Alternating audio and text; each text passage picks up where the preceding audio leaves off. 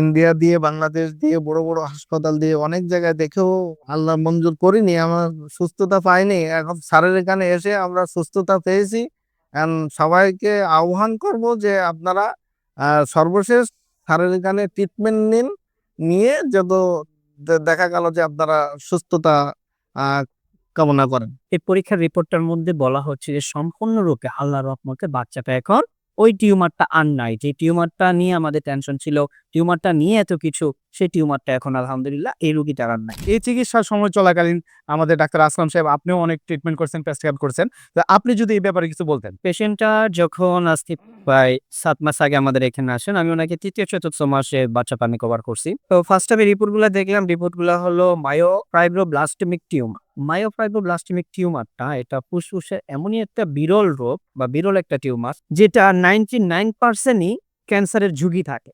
এটা ক্যান্সার হয়ে যায়। অনলি 1% এটা হতেও পারে, নাও হতে পারে। এটা বর্তমান এখন পর্যন্ত বিনাইন টিউমার আছে, মেলিগন্যানে যায় না। তবে মেলিগন্যানে যাওয়ার সম্ভাবনা এটি 95%, এই মৃত্যু 99%। এজন্য আমরা এটা কেসটাকে ওইভাবে আল্লাহর রহমতে হ্যান্ডেল করছি। আল্লাহর রহমতে আমরা ট্রিটমেন্ট চালাইছি। ট্রিটমেন্ট চালানোর পর এটা হলো ওনার ফার্স্টের রিপোর্টটা ছিল, যে রিপোর্টটা নিয়ে রোগী আমাদের কাছে আসছে। এই রিপোর্টটা, এটার মধ্যে দেখেন আপনারা এই জায়গার মাঝখানে রিপোর্টের মধ্যে প্রবলেমটা বলা আছে।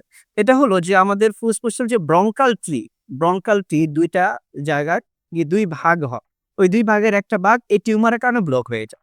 এটা ম্যাক্সিমাম ছোট বাচ্চাদেরই বেশিরভাগ ঘটে এই রোগটা। তো সেই ক্ষেত্রে আল্লাহর কাছে হাজার হাজার শুকরিয়া যে আল্লাহ এমন রোগীগুলাকেও আল্লাহর রহমতে সুস্থ করতেছে। এই বাচ্চাটা ৭ মাস ট্রিটমেন্ট চালানোর পরে আমরা ওনাকে গত মাসে বলছিলাম যে আপনারা এবার পরীক্ষাটা করেন।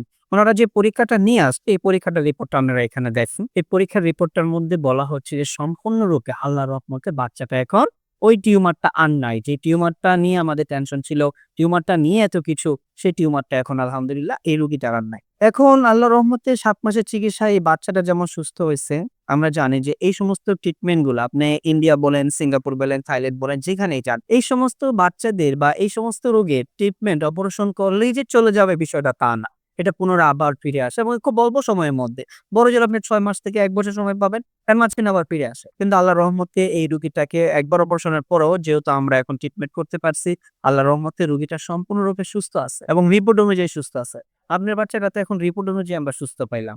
আপনার কি মনে হয় শারীরিকভাবেও শারীরিক ভাবে আগে ছাড়া এখন আল্লাহর রহমতে অসুস্থ সম্পূর্ণরূপে সুস্থ আছে? জি জি যাক, আল্লাহর কাছে হাজার হাজার শুকরিয়া। এই যে আপনার ভাতিজি আপনার মেয়ের মতোই তো, আপনার মেয়ে জি জি না, আপনার মেয়েটা যে আল্লাহর রহমতে সুস্থ হইলো, এই বিষয়ে আমাদের গণস্বাস্থ্য হোমিও চিকিৎসা বিষয়ে আমাদের ডক্টর এসএম সারোয়ার স্যার চিকিৎসা বিষয়ে আপনি যদি বিশ্ববাসীকে কিছু বলে সেটা খুব ভালো হয়। কি চান আপনি আপনার যাক, আলহামদুলিল্লাহ এখন সমস্ত ক্রিটিক্যাল এই ধরনের পেশেন্ট বা তাদের উদ্দেশ্যে আমি বলতে চাচ্ছি যে আমরা যেমন ইন্ডিয়া দিয়ে, বাংলাদেশ দিয়ে, বড় বড় হাসপাতাল দিয়ে অনেক জায়গায় দেখেও আল্লাহ মঞ্জুর করিনি, আমার সুস্থতা পাইনি। এখন স্যারের এখানে এসে আমরা সুস্থতা পেয়েছি।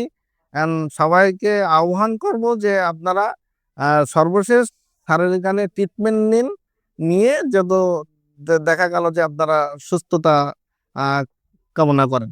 সম্মানিত দেশবাসী, আপনারা জানেন আমরা হোমিওতে কিছু কথা বলে থাকি যেগুলো সবসময় সত্য। সেটা হলো treat the patient, not the disease but the symptoms.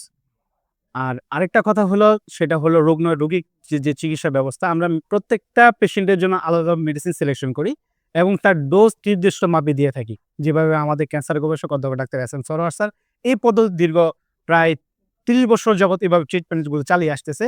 সেই ধারাবাহিকতা আমরা এখানে প্রায় ৪০ জন ডাক্তার নিয়োজিত আছি, যারা এইভাবে আমরা ট্রিটমেন্টগুলো পরিচালনা করতেছি। সবাই আমার জন্য দোয়া করবেন এবং বিশেষ করে আমাদের এই চেয়ারম্যান, গণস্বাস্থ্যের চেয়ারম্যান ডাক্তার এসএম সারোয়ার স্যারের জন্য দোয়া করবেন। আসসালামু আলাইকুম।